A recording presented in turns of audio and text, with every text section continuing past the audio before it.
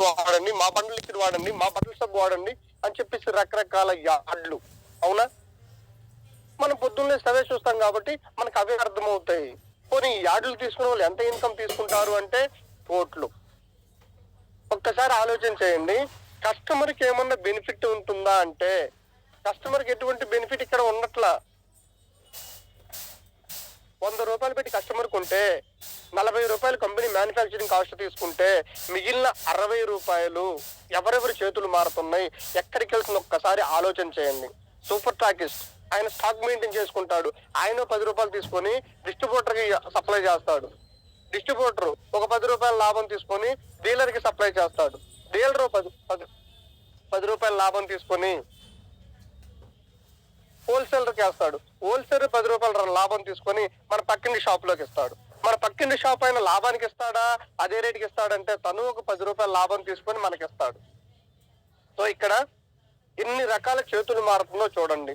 చేతులు మారితే అక్కడ కల్తీ అవ్వకుండా ఏదైతే కంపెనీ తయారు చేసిందో అదే ప్రొడక్ట్ మన దగ్గరికి వస్తుందని గ్యారంటీ ఏమన్నా ఉందా? ఒక్కసారి మీరు ఆలోచన చేయాలి. ఇక్కడ కస్టమరు ఎన్ని సంవత్సరాలు ఉంచుకుంటున్నా కస్టమరే. అవునా? ఇతను కంటికి కనిపించే పెద్ద దేవుడు కస్టమరు. ఈ డైరెక్ట్ మన ట్రెడిషనల్ బిజినెస్ లో సాంప్రదాయ వ్యాపారం ఏదైతే ఉందో ఆ వ్యాపారంలో ఈ కస్టమరు కంటికి కనిపించే పెద్ద దేవుడు. తన నిత్యావసర సరుకులు ఏదైతే ఉన్నాయో కిరాణా షాప్ లో కొనుక్కుంటాడు, డిమార్ట్ లో కొనుక్కుంటున్నాడు, తనకి ఇష్టం రిలయన్స్ స్టోర్ లో కొనుక్కుంటున్నాడు. అలా కొనుక్కోవటం వల్ల తన జోబుకు చిల్లు పడుతుంది తప్పితే తన జోబులోకి ఆదాయం వచ్చే మార్గం అయితే ఎక్కడా లేదు. అవునా? తన జోబులోకి తన అవసరం కోసం కొనుక్కుంటున్నాడు, కానీ తన జోబుకి ఆదాయం సమకూర్చుకోలేకపోతున్నాడు. ఈ కంటికి కనిపించే భూమి మీద కంటికి కనిపించే అతిపెద్ద దేవుడు ఎవరో తెలుసా? ప్రతి కంపెనీకి కస్టమరే, డిపెండ్ ఆన్ కస్టమర్. కానీ కస్టమర్ ఏం చేస్తున్నాడు? ఈ మాయలో పడిపోయి, ఈ టీవీ, ఈ యాడ్స్, ఈ మాయలో పడిపోయి మహేష్ బాబు సంతూర్ సబ్బు వాడతాడంట, నేను సంతూర్ సబ్బు వాడతాను.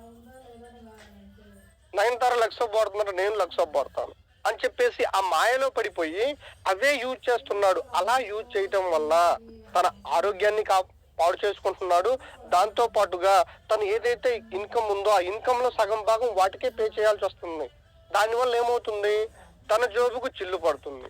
సో ఈ ట్రెడిషనల్ బిజినెస్ లో కస్టమర్ కి ఎటువంటి బెనిఫిట్ ఉండదు.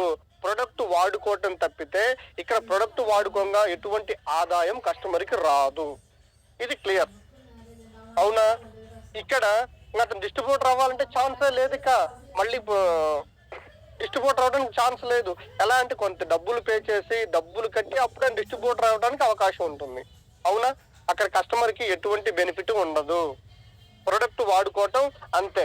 మళ్ళీ ప్రొడక్ట్ అయిపోయిందా మళ్ళీ షాప్కి వెళ్ళి ప్రొడక్ట్స్ తెచ్చుకోవటం. ఇక్కడ ఎటువంటి బెనిఫిట్స్ కస్టమర్ లబ్ధి పొందడానికి ఛాన్స్ ఉండదు. కానీ ఇక్కడ అదే డైరెక్ట్ సెల్లింగ్ లో ఒకసారి చూడండి, కంపెనీ ఉంటుంది, కస్టమర్ ఉంటాడు, కానీ మధ్యలో ఎటువంటి మధ్య వ్యక్తులు ఉండరు. అంటే చేతులు మారే ఛాన్స్ ఉండదన్నమాట. సూపర్ టాకిస్ట్ ఉండడు, డిస్ట్రిబ్యూటర్ ఉండడు, డీల్ సేల్ ఉండడు, రిటైలర్ ఉండడు. ఇలా ఎవ్వరూ ఉండరన్నమాట. ఇక్కడ direct company to customer, no middle man, ఎటువంటి మధ్య వ్యక్తులు ఉండరు. ఇక్కడ ఎక్కడా చేతులు మారే అవకాశం లేదు, కల్తీ అవకాశం లేదు. కంపెనీ ఏదైతే ప్రొడక్ట్ తయారు చేసిందో ఆ ప్రొడక్ట్ డైరెక్ట్ గా కస్టమర్ దగ్గరికి వస్తుంది. ఎటువంటి కల్తీ లేకుండా, కెమికల్ అవ్వకుండా, చేతులు మారకుండా మన దగ్గరికి వస్తుంది. సో ఇది కస్టమర్ కి డైరెక్ట్ సెల్లింగ్ లో ఉన్న బెనిఫిట్.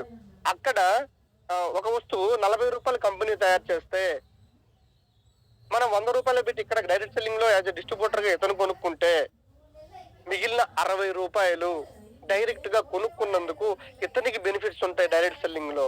సాంప్రదాయ వ్యాపారంలో 60 రూపాయలు ఎవరు తీసుకుంటారంటే super stockist, distributor, dealer, wholesaler, retailer, TV ads, పేపర్లో యాడ్స్, స్క్రోలింగ్ ఎక్సెట్రా వీటన్నిటికీ కస్టమరే పే చేయాల్సి వస్తుంది. సో కస్టమర్ కి ఎటువంటి బెనిఫిట్స్ ఉండవు. అదే డైరెక్ట్ సెల్లింగ్ లో అయితే సూపర్ ఇచ్చే ప్రాఫిట్, డిస్ట్రిబ్యూటర్ ఇచ్చే ప్రాఫిట్, డీల్ సెల్లరు, హోల్సేలరు, రిటైలరు వీళ్ళందరికి ఇచ్చే ప్రాఫిట్ తనే తీసుకుంటాడు. 60%. కంపెనీ 40 రూపాయలు తీసుకుంటుంది, ఇతను 100 రూపాయలు కొనుక్కుంటాడు. ఇంకో పెద్ద విషయం ఏంటంటే ఒక ఆధార్ కార్డు ఇస్తే చాలు ఇతను డిస్ట్రిబ్యూటర్ అయిపోతాడు. రకాల ఆదాయాలు తీసుకుంటాడు.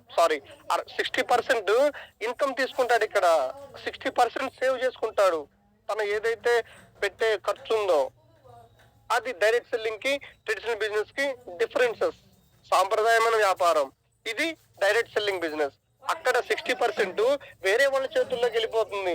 ఇక్కడ 60% మన చేతుల్లోనే ఉంటుంది. కంపెనీ 40 రూపాయలు తీసుకుని 60 రూపాయలు మనకిస్తుంది. సో ఈ 60 రూపాయలతో మనకు లగ్జరీగా ఉండొచ్చు, కార్లు తీసుకోవచ్చు, ఫారెన్ ట్రిప్స్ వెళ్ళొచ్చు. మనం దీని నుంచి ఇన్కమ్ కూడా తీసుకోవచ్చు. అది ఎలా అంటే ఇక్కడ చూడండి, ట్రెడిషనల్ బిజినెస్ లో ఇక్కడ మనకి డైరెక్ట్ సెల్లింగ్ బిజినెస్ కి చిన్నపాటి తేడా మనం గమనిద్దాం. ట్రెడిషనల్ బిజినెస్ లో ఏ ప్రొడక్ట్ మీదైనా గ్యారంటీ ఉంటుందా? ఒక్కసారి మీరు ఆలోచన చేయండి. మనం వాడుకునే కుకింగ్ ఆయిల్ మీద కానీ, సబ్బు మీద కానీ, పేస్ట్ మీద కానీ, షాంపూ మీద కానీ, హెయిర్ ఆయిల్ మీద కానీ, అదే విధంగా ఫ్లోర్ క్లీనర్, బట్టలు ఉతుక్కునేది, దాంతో పాటు బండలు దుడుచుకునేది, పాత్రలు కడుక్కునే వీటన్నిటి మీద ఏమన్నా గ్యారంటీ ఉంటుందా అంటే నో గ్యారంటీ. కిరాణా షాప్ లో సబ్బుకుని మెట్లు దిగితే చాలు, నువ్వు నా దగ్గర కొన్నావని ప్రూఫ్ ఏంటని అడుగుతాడు. ఎటువంటి గ్యారంటీ ఉండదు, అవసరమైతే కంపెనీకి వెళ్ళంటాడు. సో ఇక్కడ అదే ట్రెడిషనల్ డైరెక్ట్ సెల్లింగ్ బిజినెస్ లో ఈచ్ అండ్ ఎవరీ ప్రొడక్ట్ మీద గ్యారంటీ ఉంటుంది. 100% గ్యారంటీ. ఇట్స్ నాట్ సాటిస్ఫైడ్, నీకు నచ్చలేదా ప్రొడక్ట్ రిటర్న్ ఇవ్వని ఉంటుంది. దాంతో పాటుగా డిస్కౌంట్ ఏమన్నా ఉంటుందా అంటే కిరాణా షాప్ లో, అది మన సాంప్రదాయమైన వ్యాపారం ట్రెడిషనల్ బిజినెస్ లో డిస్కౌంట్ ఏమైనా ఉంటుందంటే ఎటువంటి డిస్కౌంట్ ఉండదు. ఎలా అంటే పెద్ద పెద్ద ఫెస్టివల్స్ అప్పుడు 10% డిస్కౌంట్ ఉంటుంది. కానీ డైరెక్ట్ సెల్లింగ్ లో 10 నుంచి 20% డిస్కౌంట్ ఉంటుంది. ఎలా అంటే ఒక పేస్ట్ డైరెక్ట్ మన వెస్టేజ్ కంపెనీ తీసుకుంటే ఒక పేస్ట్ కొన్నావా 80 రూపాయలు నీకు 67 రూపాయలకి ఇస్తాను. ఒక సోప్ కొన్నావా 60 రూపాయలు 50 రూపాయలకి ఇస్తాను. అదేవిధంగా కుకింగ్ ఆయిల్ తీసుకున్నావా 600 రూపాయలు 480 రూపాయలకి ఇస్తాను. అదే విధంగా ఒక ఫ్లాక్స్ ఆయిల్ నీకు హెల్త్ సప్లిమెంట్ తీసుకున్నావా 635 570 రూపాయలకి ఇస్తానంటుంది. ఒక స్పిరిల్లా ఈ విధంగా ప్రతి ప్రొడక్ట్ మీద 10 నుంచి 30% డిస్కౌంట్ ఉంటుంది మిత్రులారా. దాంతో పాటుగా ఫ్రీ ఆఫర్. సాంప్రదాయ వ్యాపారంలో ఫ్రీ ఆఫర్ ఏమి ఉండదు. అమ్ముడు పోకపోతే ప్రొడక్ట్స్ ఎక్కువగా ఉంటే అప్పుడు ఏదన్నా ఫెస్టివల్స్ అప్పుడు 1+1 ఆఫర్ పెడతాడు. అది ఒక 2 రోజులు ఒక 3 రోజులు ఆఫర్ పెడతాడు. కానీ మన వెస్టేజ్ లో ఫ్రీ ఆఫర్ 10%. ఎలా అంటే సపోజ్ నువ్వు 1000 రూపాయలు కొన్నావా 100 రూపాయల ప్రొడక్ట్ ఫ్రీగా ఇస్తాను. నువ్వు 2000 కొన్నావా 200 రూపాయల ప్రొడక్ట్ ఫ్రీగా ఇస్తాను. 3000 కొన్నావా 300 ప్రొడక్ట్ ఫ్రీగా ఇస్తానంటుంది. సో అదే విధంగా నువ్వు 10,000 కొన్నావా నేను 1000 రూపాయల ప్రొడక్ట్ ఫ్రీగా ఇస్తానంటుంది. నువ్వు 1,00,000 రూపాయలు కొన్నావా నేను 10,000 ప్రొడక్ట్ ఫ్రీగా ఇస్తానంటుంది. అదే 10%. నువ్వు ఏదైతే కొన్నావో దాని మీద 10% ప్రొడక్ట్ ఫ్రీగా ఇస్తానంటుంది. దాంతో పాటుగా కన్సిస్టెన్సీ. డీమార్ట్ లాంటి ట్రెడిషనల్ బిజినెస్ షాప్ లో, సాంప్రదాయ వ్యాపారం షాప్ లో మనం ఎప్పటి నుంచి కొంటున్నాము ఒకసారి ఆలోచన చేయండి. నేను గుంటూరు వచ్చి 10 సంవత్సరాల నుంచి కొంటున్నాను, నాకేం ఇవ్వలా. మా నాన్నగారు మా ఊర్లో షాప్ లో కొన్నారు, మా తాతగారు కూడా కొనే ఉంటారు. ఏమన్నా ఇచ్చారంటే ఏమీ లేదు. ఇక్కడ వెస్టేజ్ షాప్ మన ట్రెడిషనల్ బిజినెస్ నుంచి డైరెక్ట్ సెల్లింగ్ వైపు వెస్టేజ్ లోకి నేను మారటం వల్ల 4 నెలలు వరుసగా కొంటే 5 నెలల్లో ఫ్రీగా సరుకులు ఇచ్చారు. దాంతో పాటుగా నా టీమ్ లో చాలా మంది వీడియోస్ కూడా గ్రూప్ లో పోస్ట్ చేశాం. 4 నెలలు వరుసగా తీసుకుని 5 నెలల సరుకులు ఫ్రీగా తీసుకున్నారు. కన్సిస్టెన్సీ, క్రమ తప్పకుండా 4 నెలలు కొనడం వల్ల 5 నెలలు ఫ్రీగా సరుకులు తీసుకున్నారు. నువ్వు 3,500 కొన్నావా 4 నెలలు 3,000 రూపాయల సరుకులు ఫ్రీ. 7,000 కొన్నావా 6,000 రూపాయల సరుకులు ఫ్రీ. 10,000 కొన్నావా 9,000 రూపాయల సరుకులు ఫ్రీ. ఈ విధంగా 4 నెలలు కొంటే 5 నెలల్లో ఫ్రీగా ఇవ్వడం జరుగుతుంది. బయట ఎవరన్నా ఏ ట్రెడిషనల్ కంపెనీలో, ఏ ట్రెడిషనల్ మార్కెట్ అయినా, సాంప్రదాయ వ్యాపారం అయినా ఏమన్నా ఇస్తున్నారా? ఎన్ని సంవత్సరాలు కొన్నా మనకంటూ రిటర్న్ ఇచ్చేది ఏముండదు, మన దగ్గర నుంచి తీసుకోవటమే. కానీ ఇక్కడ నువ్వు 4 నెలలు 3,500 పెట్టుకోను, 5 నెలల్లో నీకు సరుకులు ఫ్రీగా ఇస్తానంటుంది. 3,000 రూపాయల సరుకులు ఫ్రీగా ఇస్తానంటుంది. దాంతో పాటుగా క్యాష్ బ్యాక్. ఒక్కసారి ఆలోచన చేయండి. ఈ క్యాష్ బ్యాక్ అన్న పదమే చాలా కొత్తగా ఉంది నాకు వెస్టేజ్లోకి రాకముందు. కానీ వెస్టేజ్లోకి వచ్చిన తర్వాత ఈ విధంగా కూడా మన ప్రొడక్ట్స్ కొనుక్కుంటే డబ్బులు కూడా ఇస్తారా? అది కూడా ఎలా అంటే 5 నుంచి 16%. మన వెస్టేజ్ లో 5 నుంచి 16% క్యాష్ బ్యాక్. ఒక్కసారి ఆలోచించండి. మీరు కొన్న దాని మీద మీకు వచ్చిన పాయింట్ వాల్యూ చేసుకొని 5 నుంచి 16% క్యాష్ బ్యాక్ ఇస్తుంది. దాంతో పాటుగా బిజినెస్ ఆపర్చునిటీ. ఒక్కసారి చూడండి, మన డీమార్ట్ లో షాప్ పెట్టడానికి అవకాశం ఉంటుందా? కొన్ని రిలయన్స్ షాప్ పెట్టడానికి అవకాశం ఉంటుందా? పెట్టుబడి పెట్టాలి. రిస్క్ తీసుకోవాలి, ఇన్వెస్ట్మెంట్ చేయాలి, దానికి ల్యాండ్ చూసుకోవాలి, బోలెడ్ ఖర్చు అవుతుంది. అవునా? కానీ ఇక్కడ వెస్టీజ్ లో ఏమీ అవసరంలా, నీకు బిజినెస్ ఆపర్చునిటీ ఉంటుంది.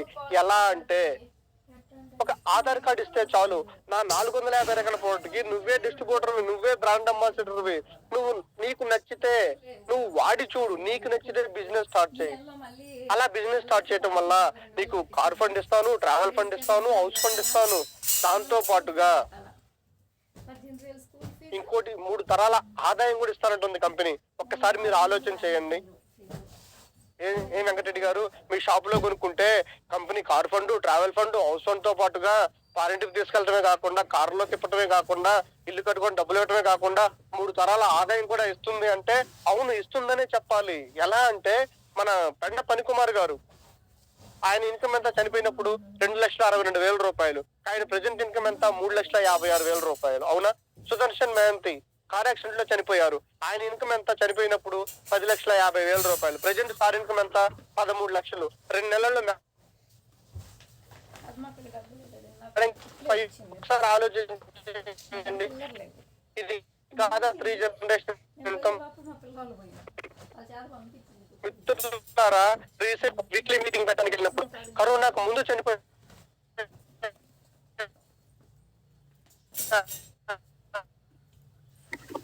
బాలవెంకటరెడ్డి గారు సిగ్నల్స్ బ్రేక్ అవుతున్నాయి చూడండి.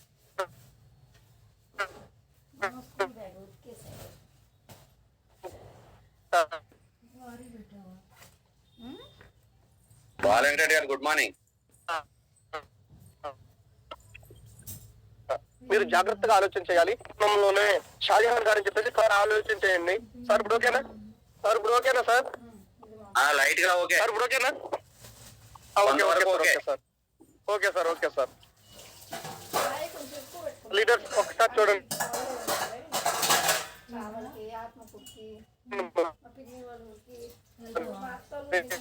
ఎక్కడో కాదు, షాజహాన్ గారు అని చెప్పేసి కరోనా వస్తుంది. వాళ్ళ నెల ఇంటికి సరుకులు తెచ్చుకుంటే చాలు, డబ్బులు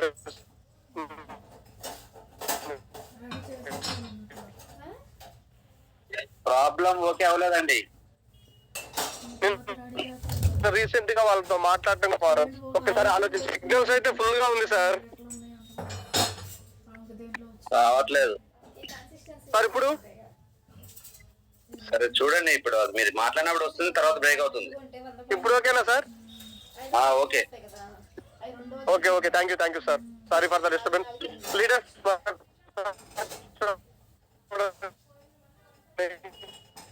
ఎక్కడో కాదు, మన మార్గంలో చనిపోయారంట. ఇప్పటికి వాళ్ళ ఇంట్లో సరుకు తీసుకుంటే సార్ కంపెనీ డబ్బులు ఇస్తుంది. చూడండి ఎంత అద్భుతమైన ఆపర్చునిటీ మన దగ్గర ఉందో. 3 జనరేషన్ ఇన్కమ్ ఈ విధంగా ఉంటుంది. ఇక్కడ మన వెస్టేజ్ లో ఉంటే ఏ విధంగా ఉంటుందో ఒకసారి ఆలోచన చేయండి. ఈ భూ ప్రపంచం మీద డబ్బు సంపాదించే వాళ్ళు 4 రకాలుగా ఉంటారు. అవునా? ఈ డబ్బు ఎవరి దగ్గర ఉంటుందంటే ఈ 4 రకాల వాళ్ళ దగ్గరే డబ్బు ఉంటుంది. అక్కడ ఏ విధంగా ఉంటుందంటే ఎంప్లాయ్, ఒక ఉద్యోగస్తుడు వెస్టేజ్ లో పార్ట్ టైం చేసినా సరే బిజినెస్ ఓనర్ గా మారచ్చు. ఇప్పుడు ఉద్యోగం అనుకొని రమ్మనట్లేదు, పార్ట్ టైం నీ పని నువ్వు చేసుకుంటానే నీకు కుదిరిన సమయంలో వెస్టేజ్ చెయ్యి. కొన్ని రోజుల తర్వాత ఎలా ఉంటదంటే వెస్టేజ్ నువ్వు చెయ్యట్లేదా, ఎందుకు చెయ్యట్లేదు అనే విధంగా నీకు నువ్వు అవహేళన చేసుకునే విధంగా ఉంటుంది. వెస్టేజ్ చెయ్యాలి, ప్రతి ఒక్కరు వెస్టేజ్ లో చెయ్యాల్సిందే. ఎందుకంటే నువ్వు పెట్టుబడి పెట్టాల్సిన పనిలా, ఎవరి చేత డబ్బులు కట్టించాల్సిన పనిలా, ఎటువంటి ఫిక్స్ సిస్టం లేదు, మినిమం బిల్లు లేదు, ఎవరు బాసు లేరు. నీకు నచ్చిన విధానంగా నీకు నచ్చిన టైంలో చేసుకొని చెప్తుంది కంపెనీ. సో ఇటువంటి కంపెనీ 2030 నాటికి ఎంత గ్రోత్ లోకి వెళ్తుందో చూడొకసారి. 50 కంట్రీల్లో బిజినెస్ స్టార్ట్ చేయబోతుంది. ఆల్రెడీ 10 దేశాల్లో కంపెనీ ఉంది. 2030 నాటికి 50 దేశాలకు వెళ్ళబోతుంది. ఈ రోజు ఎంప్లాయీగా ఉన్న నువ్వు పార్ట్ టైం గా బిజినెస్ స్టార్ట్ చేస్తే రేపటి రోజున నువ్వు సెకండ్ ఇన్కమ్ కి అద్భుతంగా బిజినెస్ ఓనర్ అవుతావు. నీకంటూ ఒక సిస్టమ్ క్రియేట్ చేసుకుంటావు. సెల్ఫ్ ఎంప్లాయీ ఉన్న నువ్వైనా సరే ఈ రోజు సెల్ఫ్ ఎంప్లాయీ గా స్టార్ట్ చేసిన నేనున్నానండి. ఒక ఆటో డ్రైవర్ గా స్టార్ట్ చేశాను. 2-3 ఇయర్స్ తర్వాత నా ఇన్కమ్ 5 lakhs ఉంటుంది. నాకంటూ ఒక ఓన్ సిస్టమ్ ఉంటుంది. నేను బిజినెస్ ఓనర్ అవుతాను. అలా కొన్ని రోజులు గడిచిన తర్వాత ఇన్వెస్టర్ గా కూడా మారతాను. సో ఒక వెస్టేజ్ లో ఒక అద్భుతమైన అవకాశం ఏంటంటే ఈ రోజు ఎంప్లాయీస్ సెల్ఫ్ ఎంప్లాయీస్ కూడా వాళ్ళకి ఉన్న సమయాన్ని కేటాయించుకొని పార్ట్ టైం గా బిజినెస్ స్టార్ట్ చేసి ఈ రోజు లక్షల్లో ఇన్కమ్ తీసుకుంటున్నారు. తీసుకోవట్లేదా? అలా పార్ట్ టైం గా స్టార్ట్ చేసిన మన రామాంజనేయులు సారు ఈ రోజు ఇన్కమ్ ఎంత తీసుకుంటున్నారు? వెస్టేజ్ ద్వారా లక్షలకు పైబడి ఇన్కమ్ తీసుకుంటున్నారు. దాంతో పాటుగా ఏపీ తెలంగాణలో సారు టీం లేని చోటంటూ లేదు. ఒక్కసారి ఆలోచన చేయండి. అదే విధంగా మన వైఎస్ఆర్ మాస్టర్ గారు పార్ట్ టైం గా వెస్టేజ్ స్టార్ట్ చేసి ఈ రోజు బిజినెస్ ఓనర్ అయ్యారు. అవునా కాదా? కొన్ని రోజులు గడిచిన తర్వాత ఇన్వెస్టర్ గా మారుతారు. అదే విధంగా మన విజయరాజ్ సార్ ఒకసారి ఆలోచించండి. డిగ్రీ చదివి 18 లక్షలు తీసుకున్నారు ప్రజెంట్ సార్ ఇన్కమ్. అవునా? ఈ రోజు బిజినెస్ ఓనర్ అయ్యాడా? ఇన్వెస్టర్ గా వెస్టేజ్ లో ఉంటే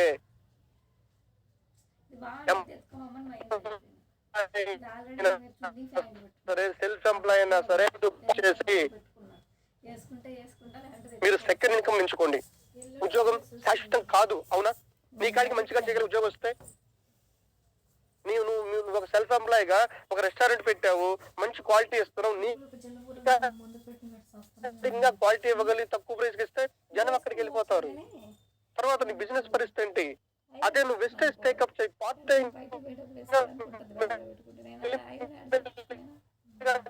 టేకప్ చేయి. కొన్ని రోజుల తర్వాత నువ్వు సిస్టమ్ క్రియేట్ చేసుకుంటావు. ఇక్కడ మనీ పరంగా చూసుకుంటే ఎంప్లాయీ వర్క్ ఏ విధంగా ఉంటుంది? 8 hours వర్క్ చేయాల్సిందే, కానీ ఇన్కమ్ ఏమైనా పెద్ద ఇన్కమ్ వస్తుందా అంటే దానికి తగ్గ ఇన్కమ్ లిమిటెడ్ ఇన్కమ్. ఇక్కడ వర్క్ ఈక్వల్ టు మనీ. తను పనిచేస్తాడు, కొంత డబ్బులు తీసుకుంటాడు. ఎక్కువ చేయడానికి ఉండదు, ఎక్కువ అమౌంట్ తీసుకోవడానికి ఉండదు. సెల్ఫ్ ఎంప్లాయ్ కొంతవరకు ఎవరి మీద డిపెండ్ అవ్వకుండా తన కాళ్ళ మీద నిలబడి వర్క్ చేయాలనుకుంటాడు. కానీ కొన్ని రోజుల తర్వాత పరిస్థితి, ఒక టాపీ మేస్త్రి ఉన్నాడు, తను ఒక 10 గంటలు వర్క్ చేయగలడు. అదే విధంగా ఒక 16 గంటలు వర్క్ చేయగలడా? పోనీ ఒక 4 రోజులు 5 రోజులు ఏకంగా దాటికి వర్క్ చేయగలడా? వర్క్ చేయలేడు. తనకు కూడా లిమిటెడ్ ఇన్కమే ఉంటుంది. ఇక బిజినెస్ ఓనర్ అయితే తనకంటూ సిస్టమ్ క్రియేట్ చేసుకుంటాడు. ఆ సిస్టమ్ తన కోసం వర్క్ చేస్తుంది. లైక్ ధీరుభాయ్ అంబానీ. ఇన్వెస్టర్లు ఉన్నారు, వాళ్ళు ఏం చేస్తారు? వాళ్ళు మనీ ఇన్వెస్ట్ చేస్తారు. Money makes more money. ఒక్కసారి ఆలోచన చేయండి. ఈ రోజు ఎంప్లాయీ సెల్ఫ్ ఎంప్లాయ్ గా ఉన్న మనం చేసిన జాబులు మనం చేసుకుని ఇన్వెస్టర్లుగా బిజినెస్ ఓనర్లుగా మారతాం. అవునా? ఒకటి లీడర్స్, ఒకటి గుర్తుపెట్టుకోండి. భారతదేశ భావి తరాల తలరాత మార్చేసి ఉన్న ఏకైక విప్లవాత్మక ఇండస్ట్రీ ఏదైనా ఉంది అంటే డైరెక్ట్ సెల్లింగ్ ఉన్న వెస్టేజ్ కంపెనీ. బళ్ళ గుద్ది చెప్పగలుగుతాం. అవునా? ఎందుకు చెప్తున్నానంటే 2016 తర్వాత డైరెక్ట్ సెల్లింగ్ లో విప్లవాత్మకమైన మార్పులు వచ్చినాయి. ప్రతి ఒక్కరికి ఎంపవర్మెంట్ కావాలి, ఉద్యోగం కావాలి. ఉద్యోగం కావాలి అంటే మన దగ్గర ఉన్నాయా? చదువు ఉద్యోగం ఉందా? లేదు. అమెరికా చాలా బాగా ఫాస్ట్ గా దూసుకెళ్తుంది అంటే వాళ్ళు ఎంచుకున్న విధానం డైరెక్ట్ సెల్లింగ్ కాదంటారా? చైనా, అమెరికా పాపులేషన్ ఎంత అండి? మహా అయితే 32 కోట్లు. కానీ